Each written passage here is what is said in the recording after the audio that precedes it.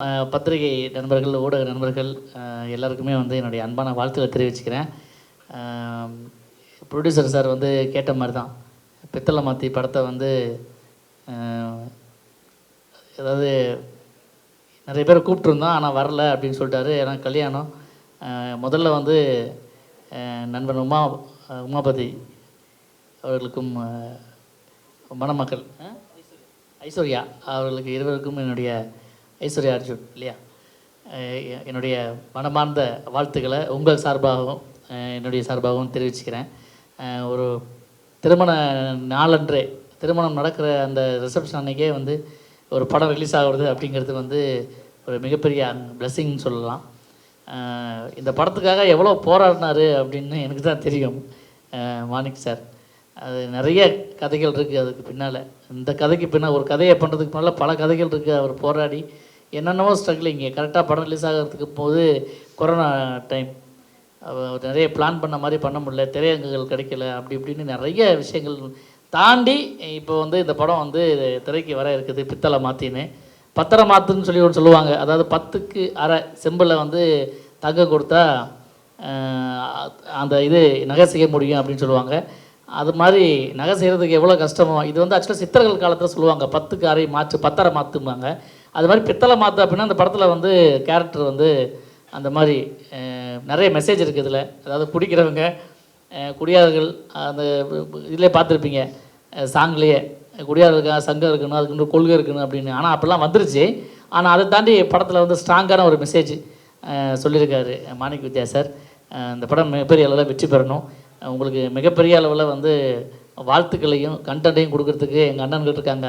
அண்ணன் மதிப்புக்குரிய இயக்குனர் ஆர் உதயகுமார் அண்ணா, அதுக்கப்புறம் என்னுடைய மதிப்புக்குரிய அண்ணன் அப்பா அவர்கள் வந்திருக்காங்க, ராஜன் சார் சொல்ல வேண்டாம்.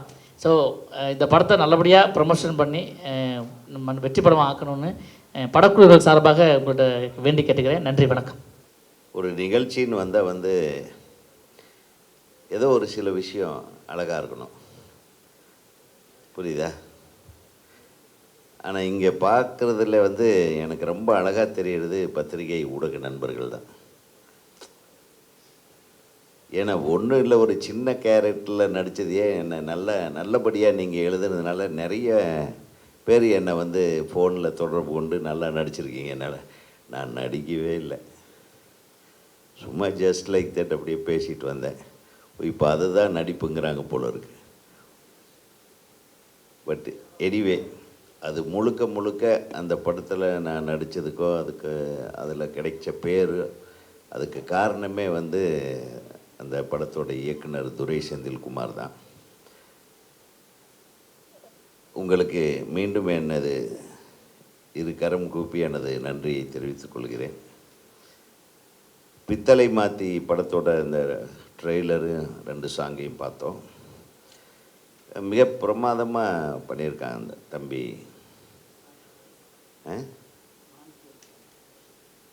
மாணிக்க வித்யா, மாணிக் பாஷா மாதிரி மாணிக் வித்யா இல்லை, பெருசாக வருவேனே. சூப்பர், வாழ்த்துக்கள். இந்த படத்தில் கேமராவும் நடிகர்களும் எங்கேயும் நிற்கவே இல்லை, ஆடிட்டே இருக்காங்க. ஒரு மிகப்பெரிய ஆட்டக்காரராக இருப்பார் போல் இருக்கு. இந்த ஆட்டக்கார நாயகனுக்கு என்னுடைய மனமார்ந்த வாழ்த்துக்கள். தைரியமாக இந்த படத்தை பித்தளை மாற்றி என்ற ஒரு அழகான டைட்டில் வச்சுருக்கீங்க. அது வந்து ஒரு வித்தியாசமான டைட்டிலாக இருக்குது. இந்த டைட்டிலு தமிழ் டைட்டிலாக இருக்குது. இப்போ நிறைய படங்களில் தமிழை தேட வேண்டியதாக இருக்குது. கலைஞர் அவர்களும் புரட்சி தலைவி அம்மா அவர்களும் வந்து தமிழில் டைட்டில் வச்சா வரி விலக்குன்னாங்க. இப்போ அந்த வரியெல்லாம் தேவையே இல்லைன்ட்டாங்க, வரி விலக்கே வேண்டான்ட்டாங்க போல். ஆளுக்காள் என்னென்னலாம் இப்போ கொஞ்ச நாளாக பார்த்தீங்கன்னா டைட்டில்களில் பார்த்தீங்கன்னா யூட்டர்னு, சிக்னலு, டிராஃபிக்கு, இவங்க இப்போ டைட்டிலே கிடைக்கலைங்க பாவம். ரோட்டில் வரும்போது ரோட்டில் யூட்டர்ன் வருது, சிக்னல் வருது, இப்படியெல்லாம் டைட்டில் வைக்கிறாங்க. உங்களுக்கு தெரியும்ல, நல்ல டைட்டில். அதில் கொஞ்ச நாளைக்கு முன்னாடி யாரோ சொல்ல கேள்விப்பட்டேன், தமிழில் வார்த்தைகள் இல்லையா, வைரமுத்து சாருன்னு நினைக்கிறேன். தமிழில் எவ்வளோ அழகான வார்த்தைகள் இருக்குது. நல்ல பாரு, பித்தளை மாற்றி அப்படின்னு ஒன்று வச்சுருக்காரு. அது அந்த டைட்டிலுக்காக நான் உங்களை தமிழில் டைட்டில் வச்சதுக்காக வாழ்த்துறேன். ரெண்டாவது, நம்ம இவரோட சன்னு, அவர் பேர் என்ன, ஹீரோ தம்பி ராமையா சாரோட பையன் வந்து அவருக்கு மனமார்ந்த திருமண நாள் வாழ்த்துகள், திருமண வாழ்த்துகள். ஏன்னா நல்ல ஒரு வாழ்க்கை தொடக்கத்தை வந்து ஏற்படுத்தியிருக்காரு. நாளைக்கோ ரிசப்ஷன் இருக்குதுன்னு நினைக்கிறேன். பட்டு ஒரு கல்யாணத்துக்கு பின்னாடி ஒரு பெரிய மாற்றம் வரும்னு நினைக்கிறேன். எப்படி திருமணத்துக்கு பின்னாடி தான் எனக்கு கூட என்னுடைய முதல் படம் ரிலீஸ் ஆச்சு. திருமணம் 21, ரிசப்ஷன் 24, என் படம் முதல் படம் ரிலீஸ் 26. ரெண்டு நாள் டிஃப்ரென்ஸில் படம் வெற்றி அடைந்து விட்டது. என்னை விட என் பொண்டாட்டிக்கு பேர் கிடச்சிச்சு. அந்த மாதிரி ஐஸ்வர்யா அனைத்து ஐஸ்வர்யங்களையும் வழங்கும் விதமாக தம்பி ராமையா அவர்களுடைய புதல்வர் இந்த படத்தில் நிற்காமல் நடிச்சிருக்கார். என்ன துள்ளல், அந்த இளமை மாறாமல் இளமை வேகத்தோடு இந்த துடிப்போடு ஒரு ஷாட்டில் கூட இந்த தம்பி நம்ம நிற்கலை. ஆட்டம், ஜம்ப்பு, அந்த எக்ஸ்ப்ரெஷன்ஸ் பிரமாதமாக பண்ணியிருக்காரு. எல்லோரும் அதுக்கு ஒரு கைத்தட்டலாம். உண்மையிலுமே அந்த தம்பிக்கு இனிய வாழ்க்கையும் இல்லற வாழ்க்கையும் இனிமையான இல்லற வாழ்க்கையும் அற்புதமான திரையுலகத்தின் ஒரு நல்ல ஓப்பனிங்கும் இந்த படத்தின் மூலமாக கிடைக்க நான் மனமாற வாழ்த்துகிறேன். தயாரிப்பாளரை பற்றி சொல்லணும். எத்தனை படங்கள் எடுத்தாலும் இந்த படத்தை ஏதோ வெற்றி படம் ஆக்கணுன்ற ஒரு முயற்சியிலேயே அவர் இறங்கி வேலை செஞ்சிட்ருக்காரு. கவலைப்படாதீங்க, ராஜண்ணன் வந்தால் தமிழ் திரையுலகமே வந்த மாதிரி. அவர் தொடாத எல்லைகள் கிடையாது. அவர் வந்து அவ்வளோ நல்ல மனிதர். அவர் உண்மையிலே சொல்கிறேன், மனசில் இருக்கிறத பேசக்கூடிய ஒரே சினிமாக்காரன் அவர் தான். நம்ம கூட சில டைமில் இடம் பார்த்து பேச வேண்டியதாக இருக்கும். ஏன்னா நம்ம பேசின சர்ச்சைக்குரிய விஷயங்களாக போயிடுது, நல்ல விஷயத்தை பேசினா கூட. ஆனால் இந்த திரைப்படத்தை பொறுத்தவரையிலும் உங்களுக்கு நல்ல உள்ளங்கள் இவங்கெல்லாம் இருக்காங்க இல்லையா, அழகு வந்து வெளி தோட்டது பண்ண மனசில் இதய அழகும் கூட அதிகமாக இவங்க நம்ம பத்திரிகை நண்பர்கள் வைத்திருக்காங்க. சின்ன படங்கள் எல்லாம் ஓடணும்னு நினைக்கிறவங்க. அதனால் நிச்சயமாக உங்கள் திரைப்படம் இப்போ பார்த்தப்போ இருந்த துள்ளலோடு மிக வெற்றிகரமான ஒரு திரைப்படமாக இது வரும் என்ற நம்பிக்கை எனக்கு இருக்கிறது. ஆக மொத்தத்தில் இப்போது திரையுலகம் திரும்பி மீண்டு எழுந்து வருகிறது மாதிரியே ஒரு தோற்றம். ஏன்னா கொஞ்ச நாளாகவே இந்த திரைப்படங்கள் ரிலீஸ் ஆகிற எண்ணிக்கை அதிகமாகுது, வெற்றி படங்களுடைய எண்ணிக்கை குறைவாக இருக்கிறது. ஆனால் இப்போது நான் நடித்ததுக்காக சொல்லலை, அந்த கருடன் என்ற திரைப்படத்தின் வெற்றியை பார்க்கும்போது ஒரு வாழ்வியலில் நடக்கக்கூடிய சில விஷயங்கள் யதார்த்தமாக படம் எடுக்கிற விதம், அது மக்களோடு மக்களாக ஒன்றி போய் பார்க்கிற ஒரு படமாக எடுக்கப்பட்டதன் காரணமாக, அந்த காலத்தில் நம்மளாம் எடுத்தோம் நம்ம படங்கள், கிழக்கு வாசல் போன்ற படங்கள்லாம் இந்த யதார்த்தத்தோடவே இருக்கும். கதையும் கதைக்களமும் கதாநாயகர்களும் அவர்களுடைய நடிப்பும் கதாபாத்திரங்களுடைய பிணைப்பும் அதை பின்னி வரக்கூடிய காட்சிகள் கூட அந்த கதையோட்டத்தோடவே இருக்கும். அந்த கதையோட்டத்தோட ஒரு சொல்கிற விஷயத்தை ஒரு மிக நாகரிகமாக சொல்லியிருந்தார் அந்த டைரக்டர். யாரோ ஒரு விமர்சனத்தில் கூட ஒருத்தர் ரொம்ப அழகாக எழுதியிருந்தீங்க, உங்கள் நண்பர்களில் யாருன்னு தெரியல, கர்ணனை விட இந்த சூரி கதாபாத்திரம் அருமையான கதாபாத்திரம் அப்படின்னு. கர்ணன் கூட செஞ்சோற்று கடனுக்காக சேராத இடத்திலே சேர்ந்து தன் நட்புக்கும் செஞ்சோற்று கடனுக்குமாக நியாயத்தை எதிர்த்து தர்மம் தோற்று போகுது. அவன் தர்மகர்த்தா, அவன் மிகப்பெரிய தர்மவான் கர்ணன். ஆனால் இந்த சூரியன் கதாபாத்திரம் அந்த உண்மைக்கும் விசுவாசத்துக்கும் நடுவில் அவன் உண்மை பக்க தர்மத்தின் பக்கம் நிற்கிறான் பாருங்க. அது வந்து ஒரு உயர்ந்த ஒரு கதாபாத்திர படைப்பாக இப்போது எல்லாராலும் பேசப்பட்டு கொண்டிருக்கிறது என்றால் அதுதான் சூரிய அவர்களுக்கு மிகப்பெரிய வெற்றியை இன்றைக்கு கொண்டு வந்து சேர்த்து. அதனா இந்த கதாநாயகனுக்கே உண்டான கதாபாத்திரங்களை நம்ம கூட அப்படித்தான் அப்படி வடிவமைப்போம். இது கதையின் பாத்திரமே ஒரு நாயகனாக மாறுகிறான். அதுதான் ஆர்டினரியாக ஒரு கேரக்டரை எடுத்துகிட்டு அந்த கேரக்டரை சாதாரணமாகவே கொண்டு வந்து அது கடைசியில் அந்த ஹீரோயிசத்தை காட்டுறான். ஹீரோயிசம் என்னென்னா அவன் வாய்மையின் பக்கம், உண்மையின் பக்கம், நேர்மையின் பக்கம் நிற்கிறான் என்பது தான் அந்த கதை. வேறு ஒன்றும் இல்லை. அது சொன்ன விதம் இன்றைய மக்களால் மிகவும் பாராட்டப்படுகிற விதம். அந்த மாதிரி இதில் கூட ஒரு முக்கியமான விஷயம் இருக்கிறத நான் உணர்கிறேன்.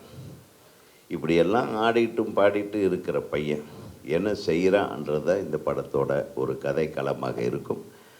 அதை நீங்கள் பார்த்து ரசித்து இந்த திரைப்படம் பெரும்பாலான மக்களால் பார்த்து பாராட்டப்பட வேண்டிய ஒரு படமாக மாற்றுவது உங்களுடைய கையில்தான் இருக்கிறது. ஆகவே இந்த படத்தோடு நில்லுங்கள். நிச்சயமாக பித்தளை மாற்றி ஒரு மிகப்பெரிய ட்ரெண்டு மாற்றியாக இருக்கும் என்று நான் வாழ்த்தி நன்றி கூறி விடைபெறுகிறேன். நன்றி, வணக்கம். போதுமாம்மா? இந்த பிரியா அவர்களுக்கு எனது நன்றி. ஏன்னா சும்மாவே இருக்காது, எப்போ பார்த்தாலும் அடுத்தவங்களை பற்றி போட்டே இருக்கு. உங்களுக்கு ஒரு நல்ல பிஆர்ஓ கிடச்சிருக்காங்க. நன்றி. அருமை சகோதரர், இந்த படத்தின் தயாரிப்பாளர், பித்தளை மாற்றி படத்தின் தயாரிப்பாளர் அன்பு சகோதரர் சரவணன் அவர்கள், இந்த படத்தின் இயக்குனர் வித்யா, மாணிக்க வித்யா,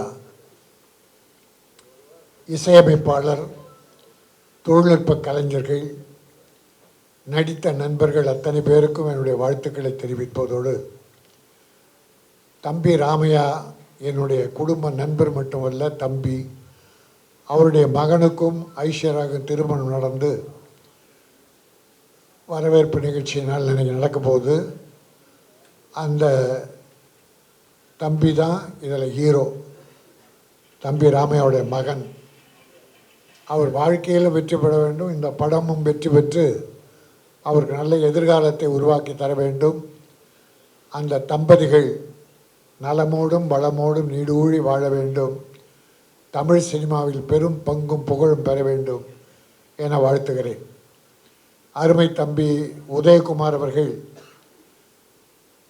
நகைச்சுவாக மட்டுமல்ல, நல்ல விஷயங்களை தொடர்ந்து சொல்லி வருகிறார். சின்ன ப்ரொடியூசர்கள் நல்லா இருக்கணும், அவங்க எடுக்கிற படங்கள் வெற்றி பெறணும் என்பதிலே ஆழ் மனதிலிருந்து வாழ்த்துகிறோம். இங்கே வந்திருக்கிற பத்திரிகை நண்பர்கள் கூட எல்லா படமும் வெற்றி பெறணும். அதில் முதலீட்டு படங்கள் வெற்றி பெற்றால் அந்த தயாரிப்பாளர் மறுபடியும் படம் தான் தயாரிப்பாங்க. இப்போ பித்தளை மாற்றி, அதாவது சினிமாவில் நிறைய பித்தளை மாற்றிங்க இருக்காங்க. வாயிலே வடை சுட்டு வட்டி வாங்கிட்டு போயிடுவானுங்க. ஆனால் நான் மொசலை கொடுத்துட்டு வட்டியே வராமல் தவிக்கிறேன். நிறைய பேர்கிட்ட பணத்தை கொடுத்துட்டு வட்டியே வராமல் தவிக்கிறேன். ஆனால் என்கிட்ட வாயில் வடை சுட்டு என்கிட்ட பணத்தை வாங்கினவன் வரவே மாட்டேங்கிறான், கிட்ட பதிலே ஃபோனே எடுக்க மாட்டேங்கிறான். அப்படிப்பட்ட பித்தளை மாற்றிகள் நிறைய இருக்காங்க, உஷாராருங்க. அதுக்கிடையில் ஒரு தங்கமான ப்ரொடியூசர் சரவணன். அது மட்டும் இல்லை, நான் அவர்கிட்ட கேட்டேன், ஷூட்டிங் எத்தனை நாள் நடந்தது, எப்படி நடந்ததுன்னு. மிக மகிழ்ச்சியாக சொன்னார். நிறைவாக தேவையான அளவில் நடந்தது சார், எனக்கு ரொம்ப திருப்தியாக இருக்குது. ஒரு ப்ரொடியூசர் அப்படி சொல்கிறதே இல்லை. டைரக்டரை பற்றி அவ்வளோ நல்லா சொன்னார். படம் ரொம்ப நல்லா வந்திருக்கு. தேதியும் குறிச்சிட்டா, நாளில் அன்றைக்கி படம் ரிலீஸ் தேதியை நிர்ணயம் பண்ணிட்டு வந்திருக்கிற ஒரு ப்ரொடியூசர். இந்த படம் மட்டும் எடுக்கலை, இன்னொன்று ஜோரா கைத்தட்டுங்களா, யோகி பாபு வச்சு ஜோரா கைத்தட்டுங்கள் படத்தை முடிச்சிட்டாராம். அதுவும் அடுத்த ரிலீஸுக்கு தயாரிக்கு. இன்றைக்கி சினிமாவில் அதை ஏன் நான் தனியாக பாராட்டுறேன்னா, இன்றைக்கி சினிமா எவ்வளோ சிரமத்தில் இருக்குன்னு உங்களுக்கு தெரியாதில்ல. ஒரு படம் ஆரம்பித்த ப்ரொடியூசர் படுற வேதனை. நல்ல டைரக்டர் மாட்டிட்டா அவங்க தப்பிச்சாங்க. ஆனால் சில டைரக்டருங்க பித்தளை மட்டும் மாத்திரல, ப்ரொடியூசரே மாற்றிடுறாங்க. பணக்காரனாக வந்தவங்கள ஏழையாக அனுப்புகிறாங்க சிலர். அதில் இந்த வகையில் நம்முடைய சரவணன் உண்மையிலே பாக்கியசாலி. ஒரு நல்ல டைரக்டர் கிடச்சிருக்காரு. 2 சாங் பார்த்தோம், திருப்திகரமாக இருந்தது. நல்ல நடிகர்கள்லாம் போட்டிருக்காங்க. தம்பி ராமையா, அவருடைய மகன், இன்னும் நிறைய ஆர்டிஸ்ட் அதில் இருக்காங்க. இன்றைக்கி இந்த படம் ஜெயிச்சதுன்னா அடுத்து யோகி படம் ஜெயிச்சா அடுத்து இன்னும் 2 படம் ஆரம்பிப்பார். அது நம்ம தொழிலாளர்களுக்கு வேலை கிடைக்கும், சினிமாவுக்கு நல்லது. அதனால் இன்றைக்கி சினிமா இருக்கிற நிலையில் 2 படத்தை எடுத்திருக்க அன்பு சகோதரர் சரவணன் அவர்கள், இந்த படம் வெற்றி பெறும். இது பித்தளை மாற்றி உங்களுக்கு தங்கமாக மாற்றி கொடுக்கும். இந்த பித்தளை மாற்றின்ற டைட்டில் தங்கமாக உங்களுக்கு மாற்றி கொடுக்கும். இன்றைக்கி உதயகுமார் சொல்கிற போல் எல்லாமே இங்கிலீஷ் டைட்டில், எல்லாமே ஷைரன்றான், பார்க்கிங்கிறான், யூட்டர்னுங்கிறான். தமிழில் இன்னும் அவ்வளோ பஞ்சமாக ஏற்பட்டுருச்சு. அதுக்கு தான் டாக்டர் கலைஞர் என்ன பண்ணார், மானியம் கொடுக்கறதுக்கு 3 லட்சம் ஆரம்பத்தில். தமிழில் பெயர் வைப்ப படங்கள், ஓவர் விரசம் இல்லாத படங்கள், வெட்டுக்குத்து இரத்த கலர் இல்லாத படங்கள், இந்த மாதிரி படங்களை தேர்ந்தெடுத்து மானியம் கொடுத்தார். 3 லட்சத்தை அப்புறம் 5 ஆக்கினார். இந்த ஜெயலலிதா அம்மா 7 ஆக்கினார். இல்லை 3 கலைஞர் ஆக்கினார், 5 ஜெயலலிதா ஆக்கினாங்க, 7 கலைஞர் மறுபடியும் ஆக்கினார். அதுக்கப்புறம் அது அப்படியே விட்டு போச்சு. இப்போ மறுபடியும் அதை பற்றி பரிசீலனை பண்ணிக்கிட்டு இருக்காங்க. நான் தமிழக முதல்வர் அவர்களை வேண்டி கேட்டுக்கொள்கிறேன், சினிமாவில் தியேட்டரில் டிக்கெட் விலை குறையணும். அப்போ தான் ஏழைகள் குடும்பத்தோடு படம் பார்ப்பாங்க. அல்லது சின்ன தியேட்டர்களை உருவாக்கணும், ஏழைகள் பார்க்குற அளவுக்கு டிக்கெட் விலை குறையணும். அந்த தமிழக முதல்வர்கிட்ட நான் ஒரு பெட்டிஷனாகவே கொடுத்துருக்கேன், கவனிக்கிறேன்னு சொல்லியிருக்காங்க. ஆகவே சினிமா நல்லா இருந்தால் மக்கள் மகிழ்ச்சியாக இருப்பாங்க. பொழுதுபோக்கு நிறைய சாதனை வந்துடுச்சு, இருந்தால் கூட சினிமாவுக்கு இருக்கிற அந்த மவுஸ், அந்த பவர் குறையவே இல்லை. என்ன ஒரு 100 படம் வந்தால் ஒரு 15-20 படம் ஜெயிக்குது, 80 படம் காணாமல் போகுது. அதான் பெரிய வருத்தமாக இருக்குது. அதை டைரக்டர் நல்ல கதையை தேர்ந்தெடுத்தா. இந்த விடுதலை பற்றி சொன்னார். விடுதலை சூரி தான் ஹீரோ. ஏற்கனவே ஒரு படம் கருடன், விடுதலை படம் ஏற்கனவே சூரி நடித்து வெற்றி பெற்றது. அது வெற்றிமாறன், வெற்றி டைரக்டர்.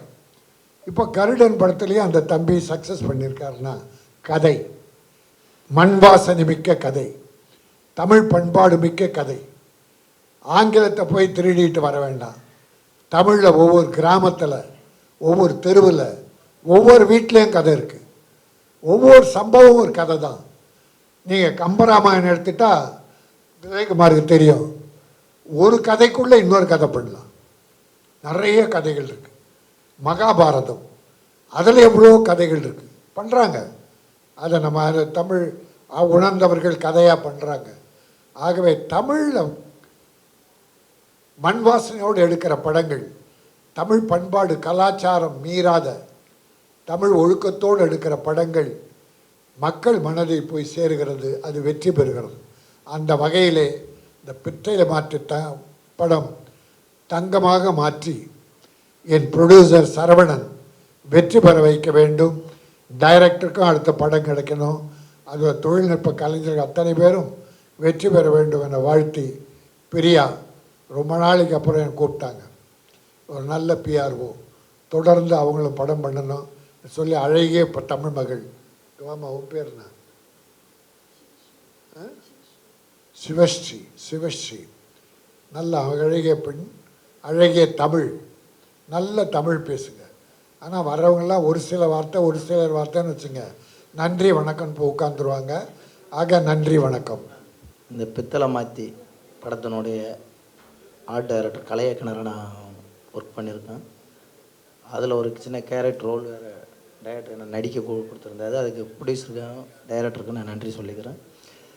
இந்த படத்திற்கு சிறப்பிக்க வந்திருக்கும் first director R V Udhayakumar sir அவர்களுக்கும் ராஜன் சார் அவர்களுக்கும் நன்றி சொல்லணும். ஏன்னா ராஜன் சார் அவர்களை எனக்கு அதிகமாக பழக்கம் இல்லை, இருந்தாலும் எந்த யூடியூப் சேனல் எதை தட்டுனாலும் சிறு பட தயாரிப்பாளர்களுக்காக உயிரை கொடுத்து பேசக்கூடிய மிக ஒரு அற்புதமான மனிதராக இருக்கார்.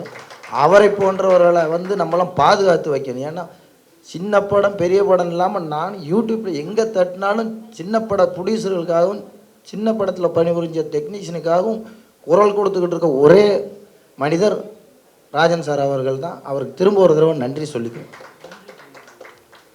அதற்கடுத்து மிகப்பெரிய உச்ச நட்சத்திரங்களை வைத்து இயக்கியிருந்தாலும் எந்த விதமான ஒரு வெளியில் எதையும் காட்டி கொள்ளாமல் ஒரு சிறு படத்தில் கூட சிறப்பிக்க வந்திருக்கும் உதயகுமார் சார் அவர்களுக்கும் நன்றி தெரிவித்துக் கொள்கிறேன். இந்த படத்தில் ப்ரொடியூசர் அவர்களை பற்றி சரவணன் சார் பற்றி பேசணும்னா அவர் மிகப்பெரிய ஒரு ப்ரொடியூசர் மட்டும் இல்லை, அவருக்குள்ள ஒரு இயக்குனர், கேமராமேன், ஆர்ட் டைரக்டர் எல்லாமே இருக்காங்க அவருக்குள்ள. 24 ஹவர்ஸ் அப்படியே அந்த படத்தை பற்றி இதை பற்றி பேசிக்கிட்டு இருப்பாங்க. டெக்னீஷியன்லாம் அவ்வளோ சிறப்பாக கவனிச்சிக்கிடுவார். நம்ம பேசின சம்பளம்லாம் கேட்கலாம், அவரே ஃபோன் பண்ணி உங்கள் சம்பளம் வந்துருச்சா சார் அந்த மாதிரிலாம் கேட்பாங்க. அந்த மாதிரி கேட்கும்போது நம்ம டெக்னீஷியனாக ஒர்க் பண்ணும்போது இந்த மாதிரி ப்ரொடியூசருக்கெலாம் நம்ம வாங்கின சம்பளத்தை விட 3 மடங்கு அதிகமாக ஒர்க் பண்ணி அந்த படத்தை ஒரு ஹிட்டு படமாக்கணும், நமக்குள்ளே ஒரு ஆர்வத்தை தூண்டும். அந்த அளவுக்கு நாங்கள் ஒர்க் பண்ணி கொடுத்துருக்கோம் அந்த படத்தில். இந்த படத்தில் ஹீரோயினுக்காக ஒரு வண்டி ரெடி பண்ணணுன்றதுக்காக டைரக்டர் நாங்கள்லாம் உட்காந்து ப்ரொடியூசர்கிட்ட சொன்னோம், அதுக்கு நீங்கள் எவ்வளோ செலவானாலும் பரவாயில்ல அந்த வண்டியை செய்யுங்கன்னு சொல்லி ஒரு அயன் பாக்ஸ்லேயே ஒரு வண்டியெல்லாம் இந்த படத்தில் ரெடி பண்ணியிருக்கேன். அது ஒரு நல்லா இருக்குது இந்த படம் பார்த்தீங்கன்னா தெரியும். அந்த மாதிரி ஒரு ப்ரொடியூசர் செலவெல்லாம் எது வேணாலும் இதை பண்ணாதீங்க இந்த மாதிரிலாம் சொல்லவே இல்லை, கதைக்கு தேவையானதை செலவு பண்ணுங்க அப்படின்னு சொல்லி நல்லா சிறப்பாக பண்ணி கொடுத்தாரு. டைரக்டர் அவர்கள் கண்டிப்பாக அவருக்கு ஒரு நல்ல இன்னொரு வாய்ப்பு கிடைச்சிருந்துச்சுன்னா தமிழ் சினிமாவில் மிகச்சிறந்த ஒரு டைரக்டர், அதுவும் பட்ஜெட்டில் சொன்னதை விட கம்மியான பட்ஜெட்டில் பண்ணக்கூடிய ஒரு திறமையான டைரக்டர் அவர் எனக்கு நண்பரும் கூட. சொன்ன டைமை விட கம்மியான அந்த டேட்டில் முடிச்சு கொடுத்தாரு இந்த படத்தை. அதுக்காக டைரக்டருக்கு ஒரு தடவை நன்றி சொல்லுங்கள். கண்டிப்பாக உங்களுக்கு மிகப்பெரிய ஒரு வாய்ப்பு இந்த சினிமாவில் இருக்குது சார். அதனால் இந்த படத்தில் நான் பணிபுரிஞ்சதில் ரொம்ப சந்தோஷப்படுறேன். இந்த படத்தில் எந்த விதமான ஒரு சமூகத்துக்கு கேடு விளைவிக்கக்கூடாதுன்றதில் டைரக்டரும் ப்ரொடியூசரும் இருந்தாங்க. அந்த மாதிரி ஒரு நல்ல ஒரு கதையை தான் எடுக்கணும். டைட்டில் கூட பாருங்கள், பித்தளை மாற்றின்னு வச்சுக்கணும், அதோட செம்பு மாற்றின்னு கூட வைக்கலை. ஏன்னா செம்பு மனிதர்களுக்கு தீங்கு விளைவிக்கக்கூடியதுனால நல்லா பித்தளை மாற்றின்னு வச்சுருக்காங்க. அது கண்டிப்பாக அது பத்தரை மாற்று தங்கமாக ப்ரொடியூசருக்கு படம் வெற்றி படமாகி அவர் தொடர்ந்து படங்கள் எடுக்கணும், எங்களை போன்றவர்கள் அதில் பணிபுரியணும் என்று வேண்டிக்கிறேன். நன்றி, வணக்கம் சார். வணக்கம் சார். ஏன்னா உங்களுக்கு எல்லாருக்கும் தெரியும், ஒரு படத்தை திரும்ப ரீரிலீஸ் பண்ணி அதை தேட்டர் வரையும் கொண்டு வர்றது எவ்வளோ கஷ்டம்னு அந்தளவுக்கு இந்த படத்து மேலே என் முதலாளி நம்பிக்கை வச்சுருக்காரு. இப்போ 60-70 தேட்டருக்கு மேலே டோட்டல் வேர்ல்டு ஃபுல்லாக ரிலீஸ் பண்ணுறாரு. இந்த படத்தில் பித்தளை மாற்றி டைட்டிலோட நான் ஆரம்பத்தில் எனக்கு ஒரு சின்ன ஆஸ்லேஷன் இருந்துச்சு, ஏன்னா நான் வேறு ஒரு டைட்டில் வச்சுருந்தேன். அப்புறம் பார்த்திங்கன்னா நார்த் மெட்ராஸ் சைடு இந்த பித்தளை மாற்றின்னு பார்த்திங்கன்னா உள்டால ஃப்ராடுத்தனம் பண்ணுறவனுங்க அப்படிங்கிற ஃபீலு, முன்னாடி ஒன்று பேசுகிறது பின்னாடி ஒன்று பேசுகிறது. ஸ்கிரிப்ட் படி நான் யோசித்தேன். பார்த்திங்கன்னா இந்த படத்தில் வெளித்தோற்றம், நம்ம மனுஷங்க பார்த்திங்கன்னா எல்லாருமே வெளித்தோற்றத்தில் ஒரு உருவம் இருப்போம், உள்ளுக்குள்ளே வேற ஒரு மனுஷன் இருப்போம். அது இந்த ஸ்கிரிப்டில் இருக்கும், எல்லா கேரக்டர்லையும் இருக்கும். வில்லி கேரக்டராக அஸ்வதிலால்னு ஒருத்தவங்க பண்ணுறாங்க, டிஆர்ஓ பிரேமா சங்கர்னு கேரக்டர் பண்ணியிருக்காங்க. அந்த கேரக்டர் பார்த்திங்கன்னா டோட்டலாக சேரி ஜாக்கெட்டு ஒரு மாதிரி ஒரு லேடிஸ்க்கெலாம் ஒரு ரோல் மாடல் மாதிரி, நம்ம மதுரை ஐஏஎஸ் சகாயம் சார் மாதிரி ஒரு கேரக்டர். அந்த கேரக்டர் பொண்ணுங்கள்லாம் ரோல் மாடல் நினச்சி ஒரு ஸ்டில் எடுத்தால் கூட, செல்ஃபி எடுத்தால் கூட சேரி விலகிருந்துச்சுன்னா அந்த ஸ்டில்லை டெலீட் பண்ணுற ஒரு கேரக்டர். பட் பர்சனலாக பார்த்திங்கன்னா அதோட வேறு முகம் இருக்கும். அதேமாதிரி நம்ம ஹீரோ தம்பிராமையா பையன் உமாவதி ராமையா பாலசவரன் டோட்டல் ஜாலியான பசங்க. படத்தில் பார்த்திங்கன்னா ஒரு மதுரையில் தண்ணி வண்டியை வச்சுக்கிட்டு அவங்க பார்த்திங்கன்னா காலையில் பார்த்திங்கன்னா சாமி கும்பிட்டு ஒரு தொழிலையே தெய்வம் நினைக்கிற ஒரு அந்த தள்ளு வண்டியை சாமி கும்பிடுவானுங்க. அது யாராவது அட்வான்ஸ் கொடுத்தாங்கன்னா அடுத்த நிமிஷம் அவனுங்களுக்கு வீட்டுக்கு தண்ணி போகாது, அவங்க ஒயின் ஷாப்பில் உட்காந்துருப்பானுங்க. இப்படி கேரக்டராக இருக்கும். படத்தில் ஹீரோயினி கேரக்டர் பார்த்தீங்கன்னா டோட்டலாக பேண்ட் ஷர்ட்டு டிஷர்ட் இந்த மாதிரி டீசெண்டாக நம்ம பார்க்குற கெட்டப்புக்கும் ஆள் இன்னொரு இதுக்கும் சம்மந்தமே இருக்காதுங்கிறது அந்த பித்தளை மாற்றிங்கிற அந்த டைட்டில் ரொம்ப பொருத்தமாக இருக்கும்னு நான் ஃபீல் பண்ணுறேன். அப்புறம் ஊடக நண்பர்கள், பத்திரிகை நண்பர்கள், நான் ஒரு வேண்டி கேட்டுக்கிறேன். என்னென்னா, நான் நல்ல நல்ல ப்ராஜெக்ட்டு ஆர்டிஸ்ட்டு எல்லாருக்குமே மூவ் பண்ணி ஸ்கிரிப்டுகள் சொல்லி ட்ரை பண்ணிக்கிட்டு இருக்கேன்.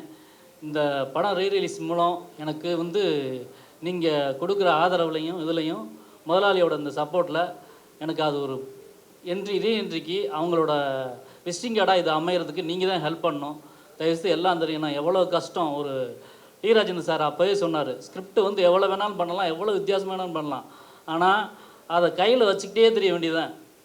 ஒரு முதலாளி அதுக்கு முதல் போடலைன்னா அது காயலாங்கடைக்கு தான் போகும். அந்த ஃபீல் தான். இந்த ஸ்கிரிப்ட் மேலே அவ்வளோ ஸ்ட்ராங்காக, அவ்வளோ இதாக கதைக்காகவே ஆர்டிஸ்ட் தேடி ஆர்டிஸ்ட் பிடிச்சி இப்போ தமிழான்னு ஒரு இது பண்ணிக்கிட்டு இருக்கார், ப்ரோக்ராம் பண்ணிக்கிட்டு இருக்கார் நம்ம ஆரி சார் பேசுகிறது அந்த ஹீரோ கேரக்டர். அப்புறம் அது தம்பிராமே அண்ணன் பையனா மாதிரி அந்த பண்ண வேண்டியது சூழ்நிலை வந்துச்சு.